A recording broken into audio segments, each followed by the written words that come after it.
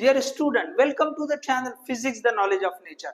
आज की वीडियो में हम देखिए कल से जो एग्जाम शुरू हो रहा है सीईटी का पीसीएम के लिए, उसमें हम तुक्का किस तरह से लगाए या तुक्का स्ट्रैटेजी का हम किस तरह से यूज करें।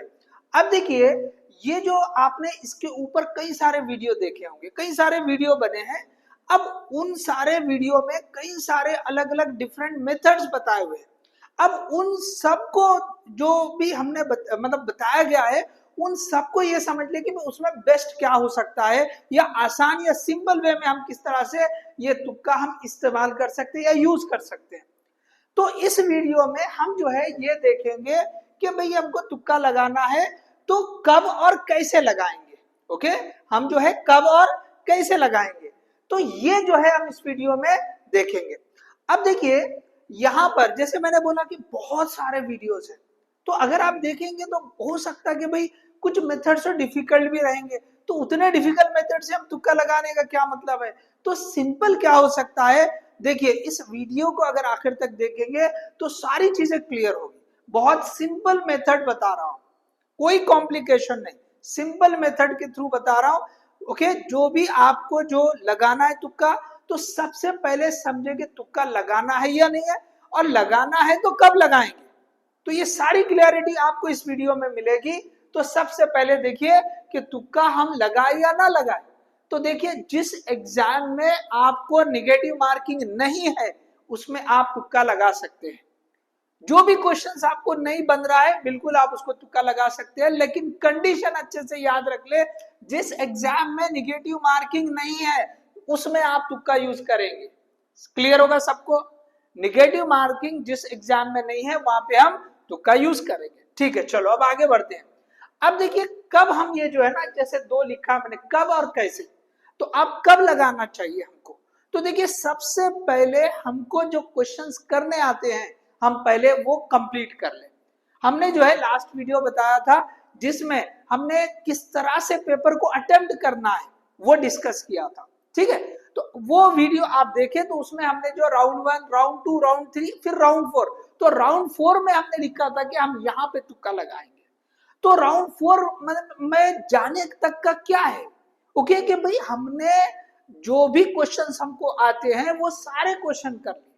अब जो क्वेश्चन नहीं आ रहे उनके लिए हम तुक्का यूज करेंगे। तो ये तो सिंपल सी बात है, ठीक है, लेकिन फिर भी हमने यहाँ पे एक रिमाइंड करने के लिए जो है बता दिया, क्लैरिटी के लिए बता दिया कि जब हमको ओके हमने जो पेपर में देखा है जो भी क्वेश्चन हमको आता था वो हमने कर लिया है।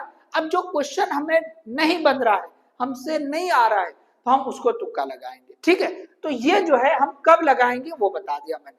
तो अप्लाई तुक्का स्ट्रैटेजी टू रिमेनिंग क्वेश्चन, जितने क्वेश्चन सॉल्व करने के बाद बच गए हैं वो हम जो है उसमें तुक्का लगाएंगे। तो क्या है स्ट्रैटेजी, कैसे लगाएंगे, जैसे आगे देखो मैंने लिखा है कैसे लगाएंगे, तो ये भी क्लियर होगा कि कब लगाएंगे। ओके, कि भाई हमने जितने क्वेश्चन आते थे वो कर लिए, अब बचे वाले क्वेश्चन के लिए हम तुक्का लगाएंगे। ठीक है, अब देखो एक बहुत ही इंपॉर्टेंट पॉइंट, ओके, कि कुछ एनालिसिस किए हुए हैं कि भाई जो जैसे सीईटी के पेपर्स हैं तो उनमें ए ऑप्शन ओके कितने परसेंटेज के हिसाब से या प्रोपोर्शनलिटी के हिसाब से कितने बार उसका आंसर ए ऑप्शन सही आए, बी ऑप्शन सही है, सी ऑप्शन सही है, डी ऑप्शन सही है।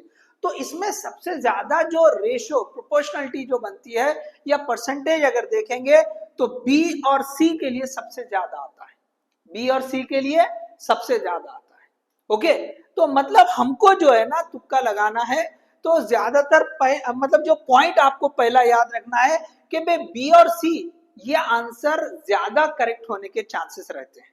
ओके, बी और सी के चांसेस ज्यादा है। अब ये आप याद रख ले इसको एज ए पॉइंट। मैं बहुत शॉर्ट में बता रहा हूँ, देखो इसके ऊपर बहुत सारे मतलब वीडियो में एनालिसिस भी बताया है, तो उसको मैंने शॉर्ट कर दिया कि भाई आप बी और सी ये ऑप्शन तुक्के के लिए अच्छे से याद रख लो। चलो आगे कैसे यूज करेंगे वो भी बताएंगे।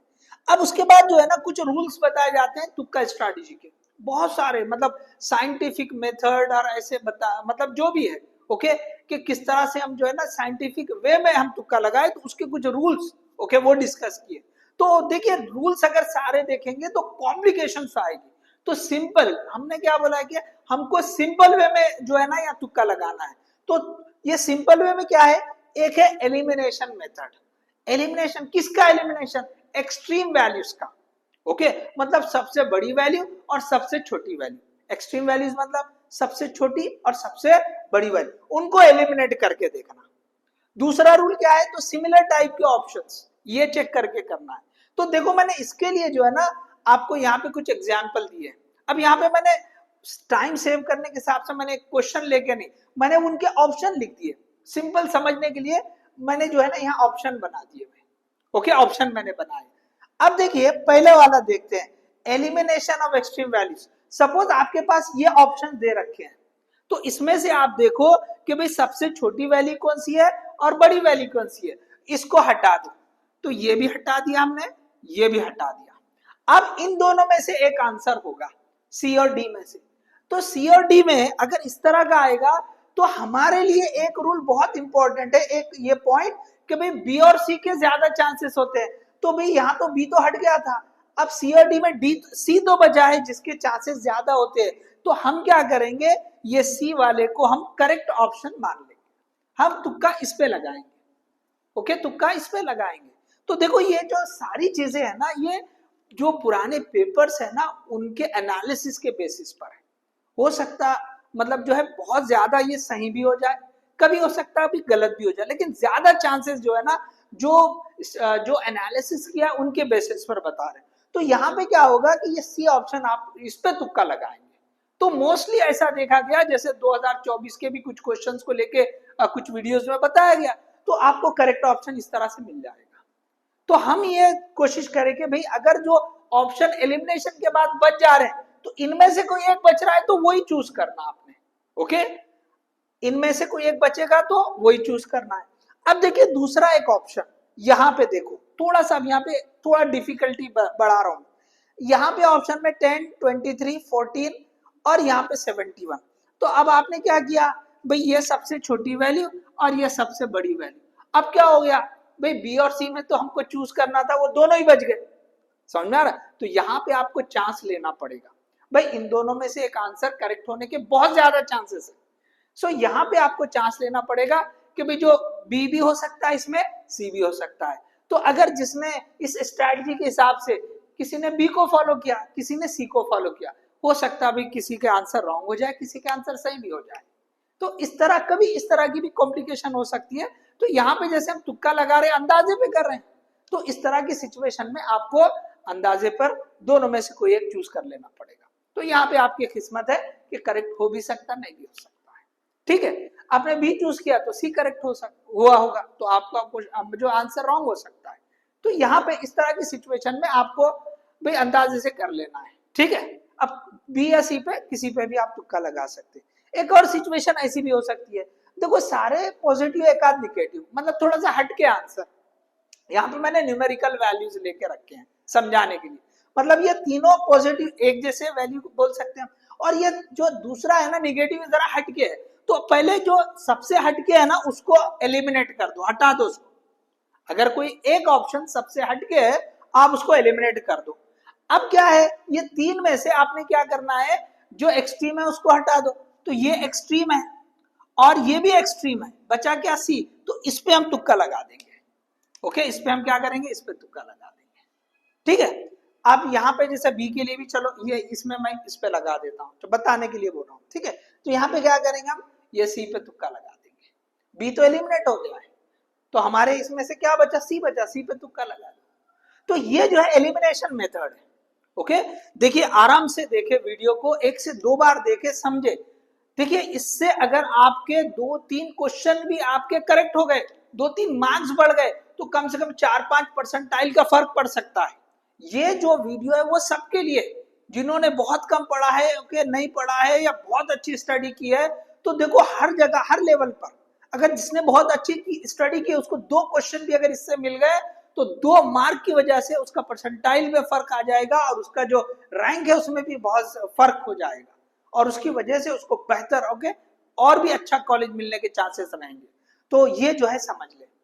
तो आप एक बार नहीं 2 बार देख ले, हो सकता है कि भी आप बोलेंगे सर इस टाइम पे कल तो एग्जाम है, तो देखिए 10-15 मिनट इसके लिए देने से अगर 2 मार्क आपको मिल जाएंगे ना तो बहुत ज्यादा फायदा है। ठीक है, चलो एक और बात बताता हूं, सिमिलर टाइप के ऑप्शन। तो सिमिलर टाइप के ऑप्शन में क्या होता है, देखो यहाँ पे 3 है, 2 है, 5 है, -2, तो ये +2 -2 को हम सिमिलर जैसे बोलेंगे। ओके, जैसे एक एग्जाम्पल ऐसे भी हो सकता है कि अभी 5 यूनिट इंक्रीजिंग, ओके, 5 से बढ़ रहा है या 5 से डिक्रीज हो रहा है, जैसे परसेंटेज, ओके, परसेंटेज एरर की बात बोले, मैं उसमें एरर जो है ना 2% बढ़ गया या 2% वो वैल्यू डिक्रीज हो गई, तो इसको हम सिमिलर मानेंगे। उसके बाद दूसरा 3% बढ़ गया या 4% कम हो गया, ये अलग हो गया, लेकिन जो सेम वैल्यू मैग्नीट्यूड सेम था, देखो यहाँ 2 है या -2 है, तो ये जो डिफरेंट है ना, इसको आप एलिमिनेट कर दो, इसको एलिमिनेट कर दो। अब इन दोनों में से कोई एक ऑप्शन करेक्ट होगा, तो पहले हम ये देखें कि जो ऑप्शन बचे हैं क्या उनमें से कोई एक ये वाला आ रहा है, तो बिल्कुल ये सी तो एलिमिनेट होगा, बी बच गया, इसका मतलब बी ऑप्शन हमारा करेक्ट होगा, ये वाला आंसर करेक्ट हो जाएगा। ओके, तो इस तरह से आप जो है ना, ये जो रूल्स है, और भी रूल है लेकिन वो जरा कॉम्प्लिकेटेड है, तो इसलिए मैंने उसको रिमूव कर दिया, हटा दिया।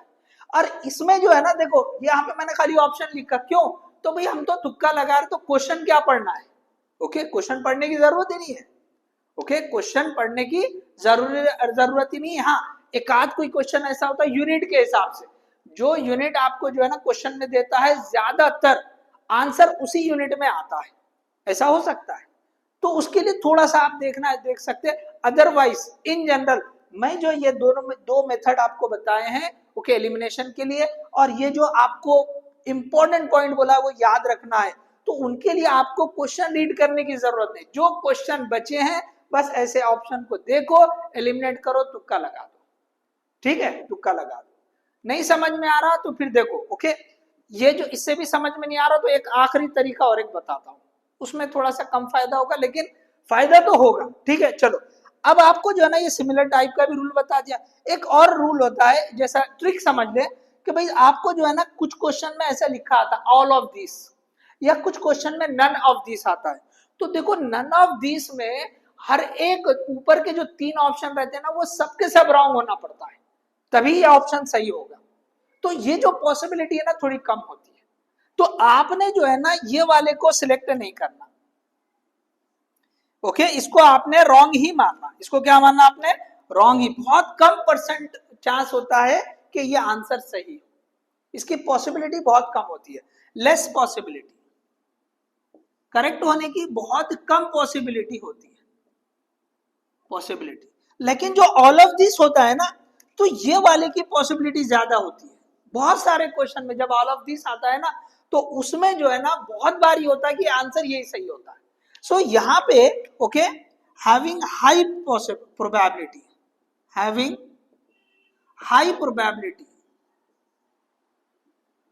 इसकी प्रोबेबिलिटी ज्यादा होती है, तो इसको आप जो है ना करेक्ट चूज करना है, ओके, जो क्वेश्चन बच गए उसमें अगर ऑल ऑफ द अबव आ रहा है तो इसको चूज कर लेना, इसी पे तुक्का लगाना, ओके, इसी पे तुक्का लगाना, और नन ऑफ दिस वाले अगर ऑप्शन रह रहा है तो उस पे तुक्का नहीं लगाना, ठीक है। तो ये मैंने आपको कुछ जो है तरीका बता दिया। अब चलिए कुछ क्वेश्चन अगर ऐसा हो कि भाई ये चीजें समझने में मुश्किल हो रही है, ओके, कि भाई हमने ये सारी चीजें जो है ठीक नहीं लग रही, समझ में नहीं आ रही, 1 से 2 बार देख लिया, समझ लिया, बहुत सारे स्टूडेंट तो डेफिनेटली इसको समझ लेंगे, लेकिन ऐसे स्टूडेंट जिनको भाई ये भी नहीं समझ में आ रहा, ये भी नहीं करना है, तो उनके लिए जैसे मैंने लास्ट वाली वीडियो में बोला था कि भाई आपने कोई एक ऑप्शन ABCD में से बोला था, लेकिन यहाँ पे मैं थोड़ा सा चेंज कर रहा हूँ, A और D को छोड़ दो, B और C में से कोई एक ऑप्शन पूरा भर दो, ओके, जिसको ये कुछ भी नहीं करना है, फाइनल, ओके, उसमें क्या होगा कि भाई लेस नंबर ऑफ जो है आपको क्वेश्चंस के आंसर जो है ना करेक्ट होने के चांसेस, बट डेफिनेटली जैसे मैंने बोला था कि आपने जो है ना 20 क्वेश्चन कर लिए, अभी 30 क्वेश्चन बाकी है, क्या करें 30 क्वेश्चन का, सो 30 क्वेश्चन में ओके, अगर ये तरीका आपको यूज नहीं करना है उनके लिए बता रहा हूं, ओके, सिंपल एक ही कोई तरीका बता दो सर, तो उसके लिए बोल रहा हूं कि बी या सी कोई एक ऑप्शन पूरों में भर दो, कोई एक ही ऑप्शन बी भरे तो बचे वाले जो भी क्वेश्चन आपको नहीं आए हैं उन सब में आप बी भर दो या पूरे में सी भर दो, ओके, ये लास्ट तरीका सिंपल वाला, कि जिसको ये नहीं करना है तो सिंपली क्या करना है उन्होंने, ओके, जैसे मैं यहां बताता हूं, यहाँ पे मैं बताता हूँ जो भी छूटा है। यहाँ पे आपने देखा है कई सारे आपने कर लिए, बीच बीच में जो आपको नहीं आए हैं, ओके, ये ऐसे आपको ये बीच में देता है ना ओएमआर शीट पर, ठीक है। तो इन सब में आपको जो है ना जो भी रहेगा, तो या तो बी ऑप्शन फिल कर दो, नहीं तो सी ऑप्शन फिल कर दो, ठीक है, बी नहीं तो सी, ओके। बी और सी यहां पे लिखता हूं, बी और सी।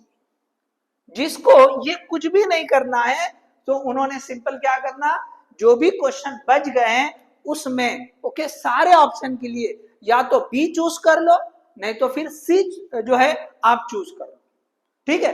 बी या सी में से कोई एक ऑप्शन सब में फिल कर दो। सो डेफिनेटली, ओके, जैसे अगर 20 क्वेश्चन या 25 क्वेश्चन आपने फिल किए, तो ये समझ लो कि तकरीबन उसमें से आपको 7-8 क्वेश्चन तो सही आएगा, 7-8 नहीं भी आएंगे, 5-6 तो कहीं नहीं गए, ओके। 20 में से 5 एक क्वेश्चन पक्का आपको मिल जाएंगे, 25 है तो मतलब 5 से 7 तक भी आपके जो है ना करेक्ट हो सकते हैं।